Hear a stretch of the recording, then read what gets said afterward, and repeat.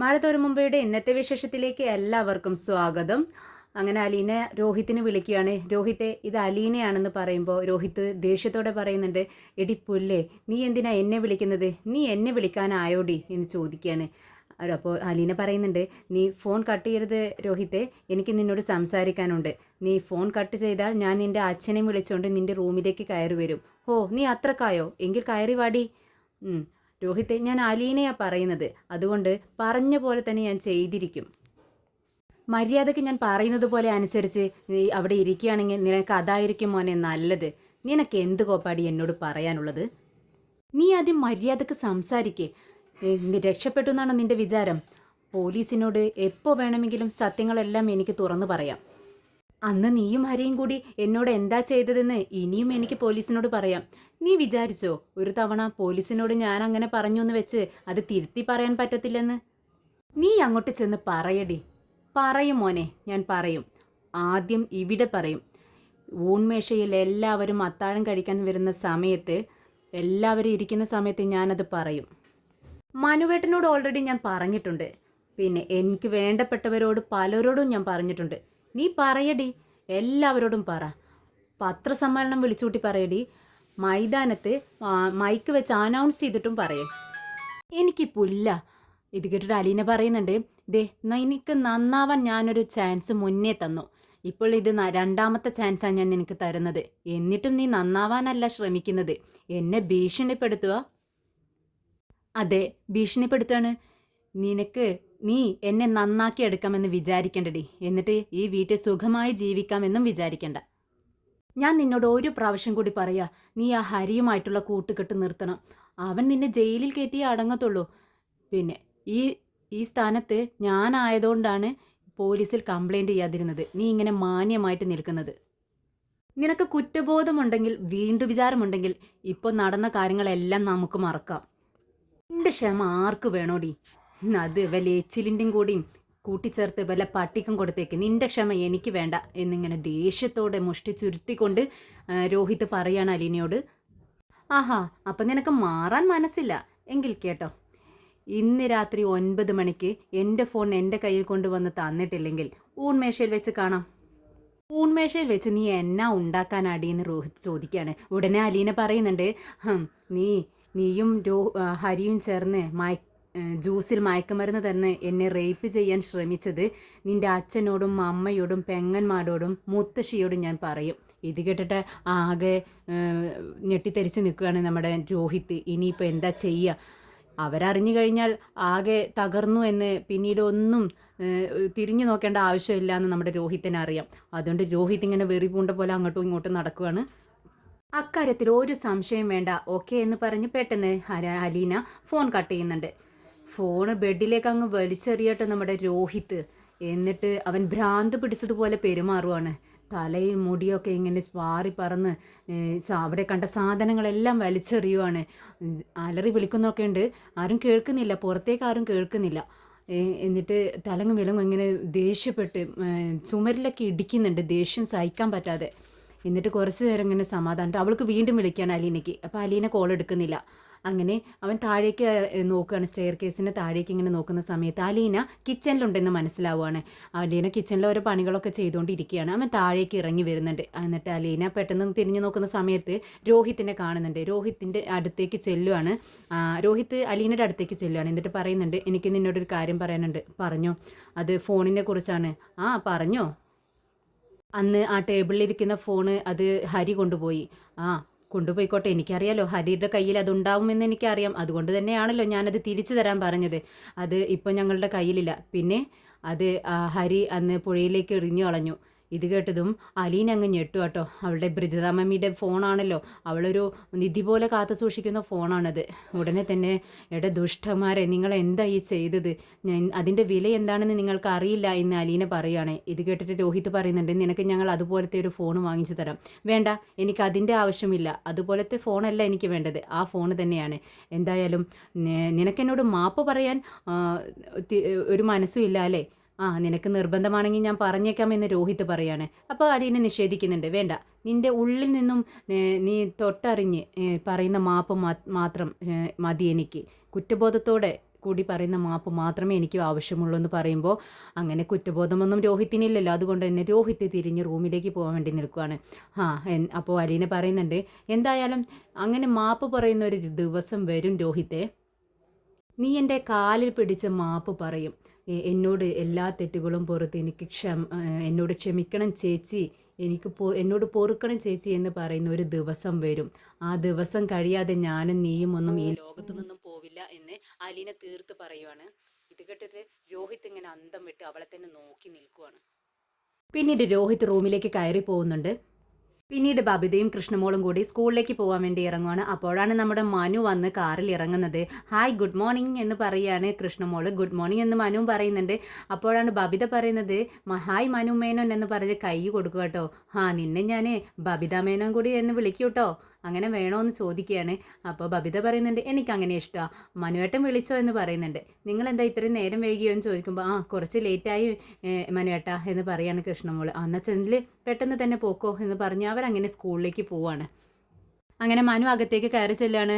നമ്മുടെ ബാലചന്ദ്ര മേനോൻ ഹാളിൽ ഇരിക്കുന്നുണ്ട്. ഗുഡ് മോർണിംഗ് അങ്കിളെ എന്ന് പറഞ്ഞുകൊണ്ടാണ് മനു കയറി ചെല്ലുന്നത്. നീ എന്താടാ നേരെ ഇങ്ങോട്ട് പോന്നോ അതോ വീട്ടിൽ ചെന്നിട്ടാണോ വരുന്നതെന്ന് ചോദിക്കുകയാണ്. ഞാൻ വീട്ടിൽ കയറിയിട്ടാ വന്നേ എന്ന് പറഞ്ഞ് നോക്കുമ്പോഴേക്കും നമ്മുടെ രോഹിത് മുകളിൽ നിന്നിങ്ങനെ ചാടി ഇറങ്ങി വരുന്നുണ്ട്. ഈ സീനാട്ടം നമ്മുടെ മനു ഹാളിലേക്ക് കയറി വരുന്ന സമയത്ത് കാണുന്നത്. മനു മുകളിലേക്ക് തന്നെ നോക്കി നിൽക്കുക. മനുവിൻ്റെയും രോഹിത്തിൻ്റെയും നോട്ടം കണ്ട് നമ്മുടെ ബാലചന്ദ്രനും ഇത് തന്നെ ശ്രദ്ധിച്ചിരിക്കുകയാണ്. രോഹിതൻ ഇങ്ങനെ ഇറങ്ങി വന്ന് മനുവിൻ്റെ അടുത്തെത്തുമ്പോൾ മനു പറയുന്നുണ്ട്, നിന്നെ എനിക്കൊന്ന് കാണണമായിരുന്നു. കാണാമല്ലോ, ഇങ്ങനെയല്ല, നിന്നെ എനിക്കൊന്ന് വിശദമായിട്ട് കാണണം. പെട്ടെന്ന് അമ്പരക്കും കേട്ടോ രോഹിത്. അച്ഛനടുത്ത് തന്നെ ഇരിക്കുന്നുണ്ടല്ലോ, അച്ഛൻ ഇതൊക്കെ കേൾക്കുന്നുണ്ട്. പെട്ടെന്ന് രോഹിത് പറയുന്നുണ്ട്, എനിക്ക് കോളേജിൽ പോകണം എന്ന് പറഞ്ഞ് ധൃതിയോടെ കൂടി പുറത്തേക്ക് അങ്ങ് ഇറങ്ങുവാണ്. ബാലചന്ദ്രൻ ഇവർ സംഭാഷണം കേട്ടിട്ട് അന്തമിട്ട് ഇരിക്കുന്നുണ്ട്. ഇവരെ തന്നെ ശ്രദ്ധിച്ചിട്ടിരിക്കുകയാണ്. നമ്മുടെ രോഹിത് ഡോറിനടുത്ത് ചെന്നിട്ടും തിരിഞ്ഞു നോക്കുക കേട്ടോ. മനുവും രോഹിത്തും കൂടി തമ്മിലുള്ള സംസാരവും ആ നോട്ടവും ഒക്കെ ശ്രദ്ധിച്ചിരിക്കുന്ന ബാലചന്ദ്രൻ ചോദിക്കുന്നുണ്ട്, എന്താണ് മനു പ്രശ്നം? ഒന്നുമില്ലാങ്കളെ. അല്ല എന്തോ ഉണ്ടല്ലോ. അല്ല അവനെ എന്നെ കണ്ടിട്ട് അത്ര റെസ്പെക്റ്റ് ഇല്ലെന്ന് മനു പറയുക.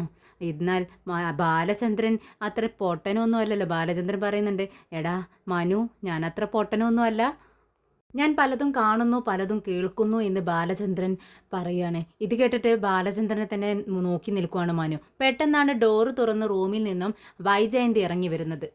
മനുവിനെ കണ്ട് വൈജയന്തി ചോദിക്കുന്നുണ്ട്, എന്താ മനു നീ ഈ വഴിയൊക്കെ? അല്ല ആൻറ്റി ബാങ്കിലേക്ക് പോകാനുള്ള തിരക്കിലാണോ? അതെ.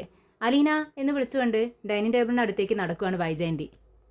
ദാ വരുന്നു എന്ന് അലീന വിളിച്ച് പറയുന്നുണ്ട്. ഒരു കപ്പ് കാപ്പിയുമായി അലീന കിച്ചണിൽ നിന്ന് വരുന്നുണ്ട്. പെട്ടെന്നാണ് അലീന മനുവിനെ കാണുന്നത്. മനുവേട്ടാ ചായ തരട്ടെ?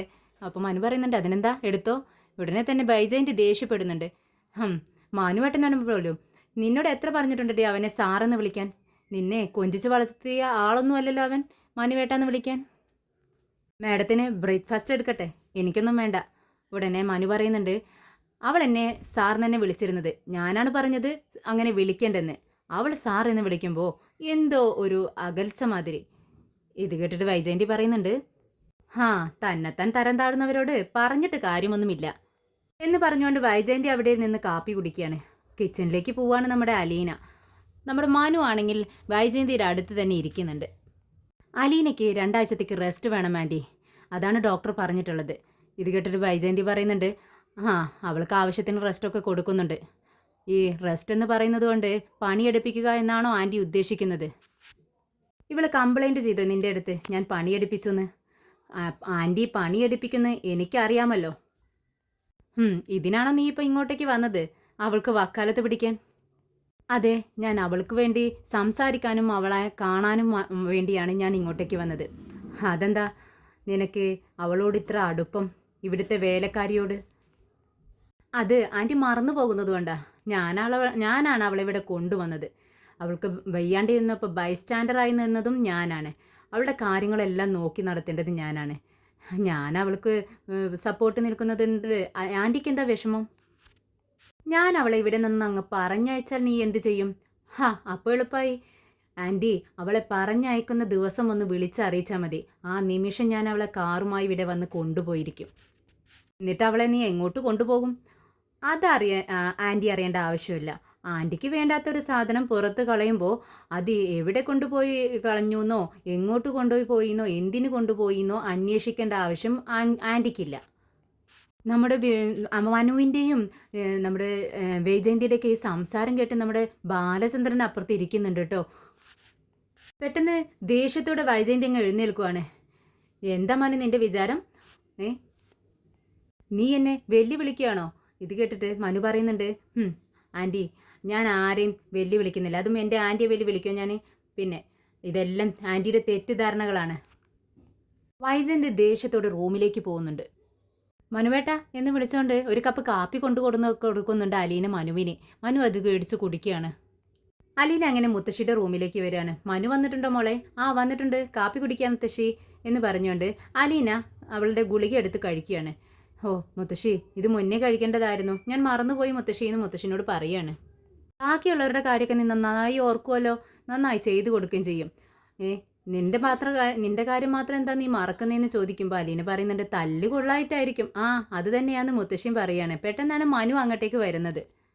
മനു സൗദാമിനി അമ്മയെ സൗദേ സൗദു എന്നൊക്കെ വിളിക്കുക കേട്ടോ നമ്മുടെ മുത്തശ്ശിയെ. ഇത് കേട്ടിട്ട് മുത്തശ്ശി സന്തോഷത്തോടെ പറയുന്നുണ്ട്, കേട്ടോ അലീനെ അവൻ വിളിക്കുന്നത് അവൻ്റെ താഴെയുള്ളവരെ വിളിക്കുന്നത് പോലെയാണ് വിളിക്കുന്നത്. ഇത് കേട്ടിട്ട് അലീന പറയുന്നുണ്ട്, മുത്തശ്ശി സ്നേഹ കൂടുതൽ കൊണ്ടല്ലേ, കൊഞ്ചിക്കുന്നതല്ലേ മുത്തശ്ശി എന്ന് പറയാണ്.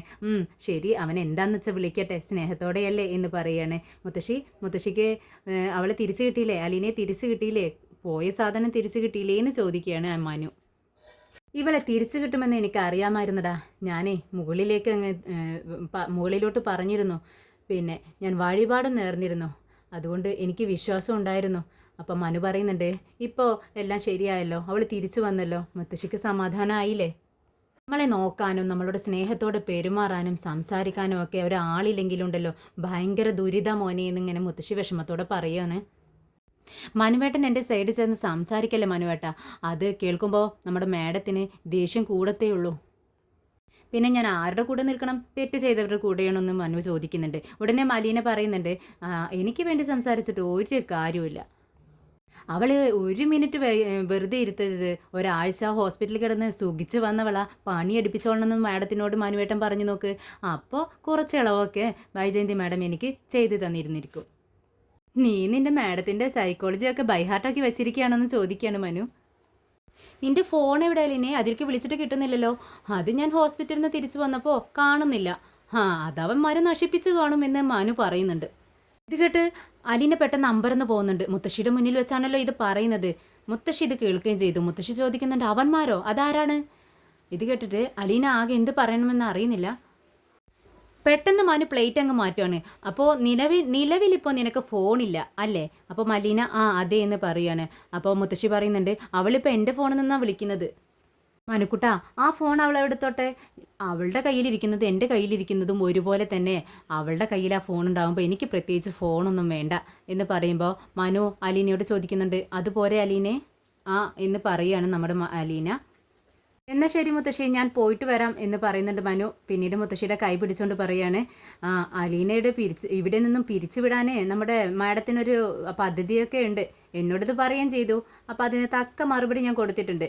എപ്പോഴാണോ പിരിച്ചു വിടുന്നത് അന്നേരം ഒന്ന് വിളിച്ച് പറഞ്ഞാൽ മതി, ഞാൻ ഇവളെയും കൊണ്ട് അങ്ങ് പൊയ്ക്കോളാം എന്ന് പറഞ്ഞിരിക്കുകയാണ്.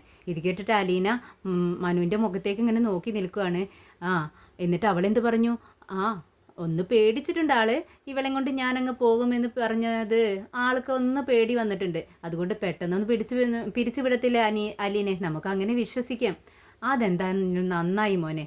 അവളുണ്ടല്ലോ, അവൾക്ക് ഇത് എന്തിൻ്റെ കേടാ എന്ന് ചോദിക്കുകയാണ് മുത്തശ്ശി. അതിന് കേടിൻ്റെ പേരൊക്കെ എനിക്ക് അറിയാം മുത്തശ്ശി, പക്ഷേ എനിക്ക് പറയാൻ കൊള്ളത്തില്ല. അത് കേട്ടതും നമ്മുടെ മുത്തശ്ശി പറയുന്നുണ്ട്, ഇതിന് കൃമികടി എന്നാണ് പറയുന്നത്. ഇത് കേട്ടതും നമിച്ചു മുത്തശ്ശി എന്ന് പറഞ്ഞുകൊണ്ട് രണ്ടുപേരും ചിരിക്കുകയാണ്. അലീനെ, ഞാൻ വിളിച്ച ഫോൺ എടുക്കണം കേട്ടോ എന്ന് പറഞ്ഞുകൊണ്ട് രണ്ടുപേരോടും യാത്ര പറഞ്ഞ് മനു അവിടെ നിന്ന് ഇറങ്ങുന്നുണ്ട്. വൈജയന്തി അലീനയുടെ ഹോസ്പിറ്റൽ ബില്ലൊക്കെ ഇങ്ങനെ പരിശോധിച്ചുകൊണ്ടിരിക്കുക. അലീനയെന്ന് നീട്ടി വിളിക്കുന്നുണ്ട്. ഇതാ വരുന്നോ മാഡം എന്ന് പറഞ്ഞുകൊണ്ട് അലീന മാഡത്തിൻ്റെ അടുത്തേക്ക് വരികയാണ്. ഇത് കണ്ടോ നീ? എന്താ മാഡം? അല്ല, നിൻ്റെ ഹോസ്പിറ്റലിൽ ചിലവായ ക്യാഷിൻ്റെ കണക്കാണിത്. ഒരുപാട് പൈസ ചിലവായല്ലോ മാഡം എന്നിങ്ങനെ ദയനീയാവസ്ഥയിൽ ചോദിക്കുകയാണ് അലീന. ആർക്ക് ചിലവായി? ഞങ്ങൾക്കല്ലേ ചിലവായത്, നിനക്കെന്താ എന്ന് ചോദിക്കുന്നുണ്ട് ദേഷ്യത്തോടെ വൈജയന്തി. മാഡം, എനിക്ക് കുറച്ച് രക്തം നഷ്ടപ്പെട്ടു, ഇത് കേട്ടിട്ട് വൈജയന്തി പറയുന്നുണ്ട്, അതിനെന്താ, അതിന് പകരം ബ്ലഡ് നിനക്ക് വേറെ കിട്ടിയില്ലേ, അതിൻ്റെ ബില്ലും ഇതിലുണ്ട്. എത്രയായെന്ന് നിനക്ക് അറിയണ്ടേ? ആ മാഡം പറഞ്ഞു 1,65,000 രൂപയായി. ഏ, ഓ മാഡം സാറിൻ്റെ കയ്യിൽ ക്യാഷ് ഉള്ളത് കൊണ്ട് ഞാൻ രക്ഷപ്പെട്ടു, അല്ലെങ്കിൽ ഇപ്പം എന്താ ചെയ്തേനെ? ഈ കാശ് നീ തിരിച്ചു തരേണ്ടതല്ലേ? അതിന് എൻ്റെ കയ്യിൽ ഇല്ലല്ലോ മാഡം. നീ ജോലി ചെയ്ത് തീർക്കേണ്ടതല്ലേ? അതിന് മാഡം എന്നെ ഇവിടെ നിന്നും പിരിച്ചുവിടാന്നല്ലേ പറയുന്നത് കേട്ടത്?